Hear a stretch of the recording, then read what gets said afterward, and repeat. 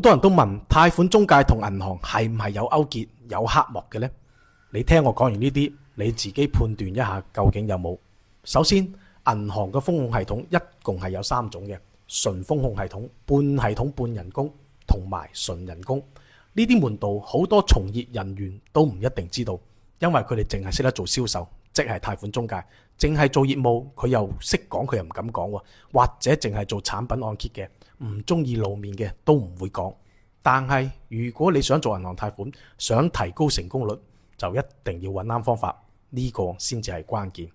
第一種嘅純風控系統呢，銀行經理淨係負責收集資料、錄入信息，剩低嘅全部係靠系統自動處理嘅。從審批到放款都係系統話事，額度幾多、利息幾多，客戶經理係一啲辦法都冇嘅。呢個過程就好似抽獎一樣，全部靠系統，全部靠運氣，大部分都係咁嘅，聽天由命嘅。只要你自己知道個端口喺邊，自己錄入都得。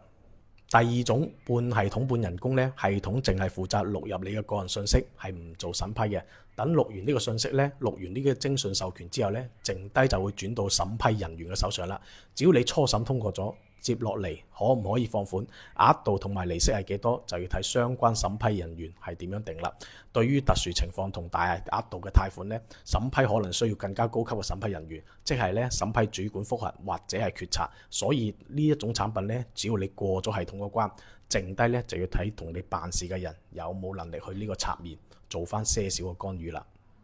咁第三種呢，就係純人工，嗱呢種就犀利啦，的起耳仔聽住啦。一般咧就俾啲徵信花嘅人做嘅，佢哋想做貸款，從申請到審核再到通過，利息額度還款方式，只要係產品允許嘅範圍之內，